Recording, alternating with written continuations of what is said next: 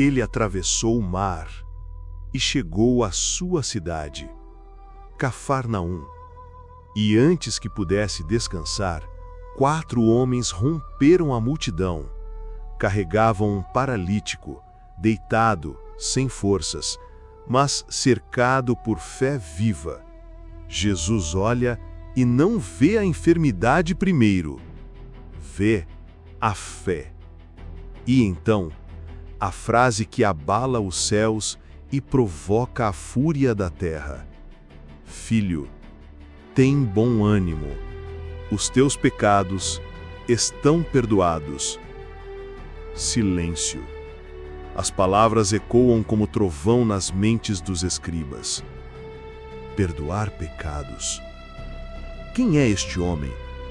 Só Deus pode fazer isso. Eles murmuram por dentro, mas Jesus ouve seus pensamentos. Por que vocês pensam mal em seus corações? O que é mais fácil, dizer, teus pecados estão perdoados, ou levanta-te e anda? E então, sem gritar, sem hesitar, ele se volta ao paralítico e declara: levanta-te, toma a tua cama e vai para a tua casa. E diante de todos, ele se levanta, pernas firmes, olhos cheios, coração livre. Naquele dia, Jesus não apenas curou um corpo, ele revelou sua identidade. O Messias esperado estava entre eles, e os inimigos ficaram calados. Hoje, Jesus continua a perdoar, a curar e a silenciar toda acusação. Se ele falou contigo nesse vídeo, comente: o Messias é real. E compartilhe para que outros saibam que a autoridade sobre o impossível ainda vive. Jesus entra na casa de Mateus e senta-se à mesa com publicanos e pecadores. A atmosfera é desconcertante. Um rabi com os rejeitados? Sim, o mestre está entre os quebrados. E então surgem os fariseus. Olhares afiados como lâminas, sussurram com escárnio: por que o vosso mestre come com publicanos e pecadores? Mas antes que o conflito se acenda, o inesperado acontece. A porta se abre com força. O principal da sinagoga, um homem de autoridade religiosa, admirado pelo povo, cai aos pés de Jesus. Minha filha acabou de morrer, mas se tu vieres e tocares nela, viverá. O salão silencia. Até os fariseus se calam. Jesus se levanta. A autoridade entra em movimento. Porque aquela menina tinha 12 anos. E naquele momento, o número 12 ecoava mais alto do que nunca. 12, como as tribos de Israel. 12, como os anos da mulher do fluxo. 12, como o sinal da autoridade completa. O Mestre estava ali, e a morte seria vencida. Se essa palavra te alcançou, comente: Jesus, levanta o que está morto em mim. E compartilhe este vídeo com alguém que precisa crer no poder que ressuscita. E certa mulher que havia 12 anos tinha um fluxo de sangue e que havia padecido muito com muitos médicos e despendido tudo quanto tinha, nada lhe aproveitando isso, antes indo a pior. Ouvindo falar de Jesus, veio por detrás entre a multidão e tocou na sua veste, porque dizia: se tão somente tocar nas suas vestes, sararei. E logo se lhe secou a fonte do seu sangue, e sentiu no seu corpo estar já curada daquele mal. E logo Jesus, conhecendo que a virtude de si mesmo saíra, voltou-se para a multidão e disse: quem tocou nas minhas vestes? E disseram-lhe os seus discípulos: vês que a multidão te aperta, e dizes: quem me tocou? E ele olhava em redor para ver a que isto fizera. Então a mulher, que sabia o que lhe tinha acontecido, temendo e tremendo, aproximou-se e prostrou-se diante dele e disse-lhe toda a verdade. Há momentos em nossa vida que não tem saída. Você olha para a esquerda, fechado, para a direita está fechada, atrás fechado está, e na frente está fechada. Está disposto em dizer toda a verdade para Jesus, mesmo que tenha que sentir humilhação? E ele lhe disse: Filha, a tua fé te salvou. Vá em paz e sê curada deste teu mal. Todo cristão reconhece esse texto. E hoje o Senhor me tocou de uma forma diferente, colocando esse texto em meu coração sob uma nova perspectiva. Por isso, eu gostaria nesse primeiro momento de falar um pouco sobre essa mulher, cuja a Bíblia não nos revela o seu nome. Essa mulher havia perdido suas esperanças, suas condições de sonhar. Certamente, por conta da enfermidade, havia perdido também suas condições de ser mãe, esposa, amiga, até mesmo suas condições de trabalhar. Hoje, uma pessoa que sofre com hemorragia tem vários recursos. Contudo, na época de Jesus, as condições e tratamentos eram completamente diferentes. Essa mulher perdera a condição de abraçar seus amados, com absoluta certeza, convivia com medo diariamente. Era obrigada a viver escondida da sociedade. Talvez você não saiba, mas pela lei de Levítico, pessoas com essa condição deveriam ser afastadas da sociedade. Essa mulher não podia tocar em outros objetos que pessoas tocariam, não podia entrar na casa de ninguém ou receber alguém em sua casa. Não podia trabalhar, não podia ver pessoas, a não ser um médico e o sacerdote. Então, imagine, ela era uma mulher totalmente isolada, solitária. Padecer significa que ela era dominada pela condição que se encontrava. A Bíblia nos fala que essa mulher já sofria por muito tempo, 12 anos, com essa enfermidade.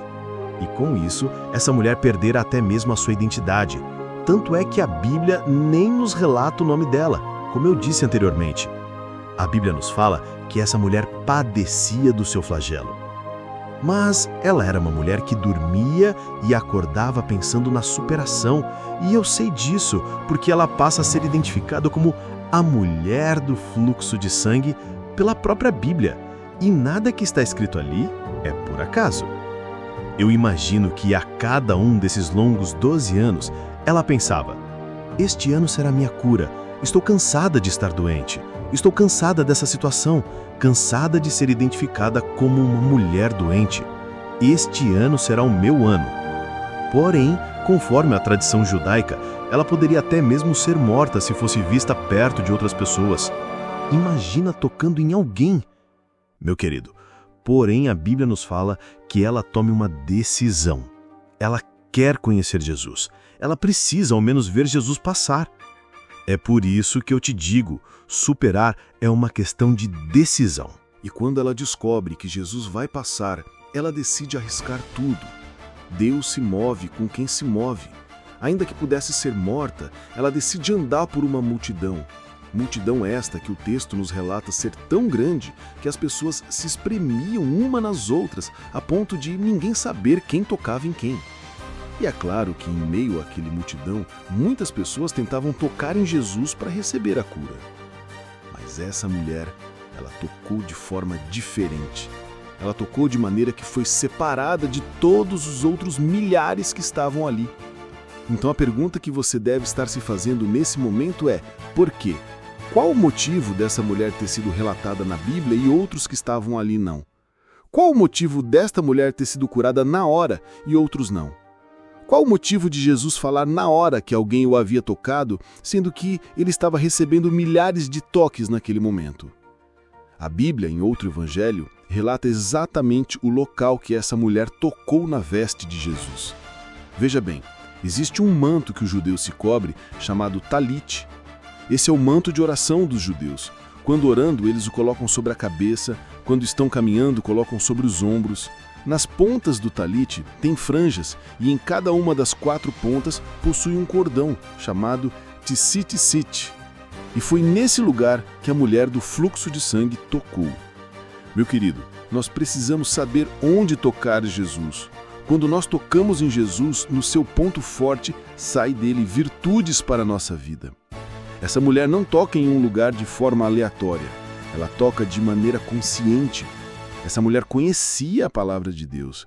E esse é o ponto forte que toca o coração de Jesus. E agora você entenderá uma das maiores lições que essa mulher, sem nome, nos revela. Lá no livro de Levítico, diz que todo homem judeu deveria usar esse manto, talit. E nesse manto deveria conter as franjas, pois elas iriam relatar os 613 mandamentos da palavra de Deus.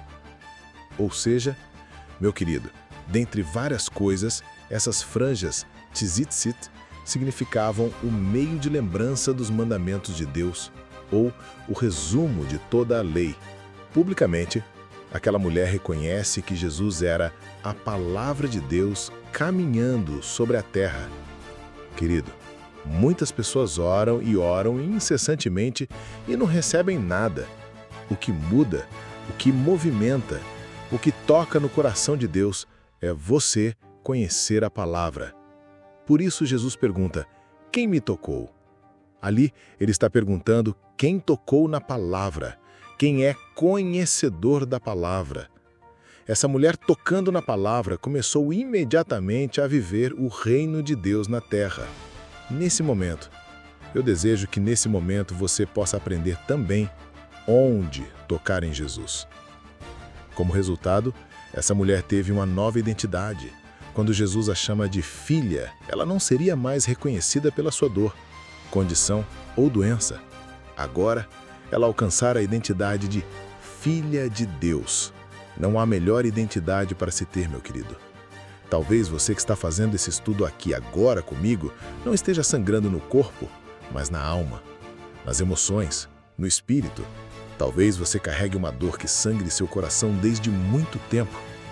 Hoje, eu quero te lembrar que Jesus te chama de filho, e Ele quer estancar o sangramento da sua alma, do seu coração. Que você tenha intimidade com a palavra dele a tal ponto que você saiba onde tocá-lo. A sua identidade é Filho de Deus. Jesus acabara de realizar o impossível. Uma menina que estava morta voltou à vida com apenas um toque e uma palavra. E enquanto ele saía daquela casa tomada por espanto, 2 homens começaram a segui-lo. Seus olhos não viam, mas seus corações enxergavam o que muitos com visão negavam. Gritavam com fé, tem compaixão de nós, filho de Davi.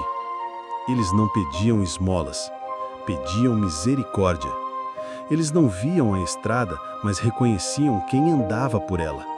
Porque cego não é quem não enxerga, é quem não quer ver que Jesus é o Filho de Deus, o Messias tão aguardado. Jesus caminhou em silêncio, mas os 2 homens não desistiram. Seguiram-no até dentro de uma casa, e ali, no íntimo daquele lar, veio a pergunta que atravessa os séculos. Vocês creem que eu posso fazer isso? E sem hesitar, eles responderam, sim, Senhor. Foi então que ele tocou os olhos deles e declarou, seja-vos feito segundo a vossa fé. Naquele exato instante, os olhos se abriram. O mundo entrou em cores. As formas surgiram pela primeira vez. A luz que tocava o rosto de Jesus era agora a mesma que tocava o fundo de suas pupilas restauradas.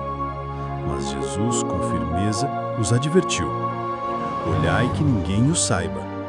Era como dizer, o milagre é verdadeiro, mas o tempo da revelação plena ainda está por vir. Mas como se conter? Como calar a verdade que explode no peito? Eles saíram e espalharam sua história por toda a região. Um dizia, ele me tocou e agora eu vejo. O outro completava, em tudo que os sacerdotes nos ensinaram, este é o filho de Davi. E mais uma vez, os humildes reconheceram que os religiosos se recusavam a ver. Porque ver Jesus exige mais do que olhos, exige fé. Curei, libertei, salvei e todas as minhas palavras e feitos estão no canal Luz da Palavra Bíblica. Se inscreva e deixe o like.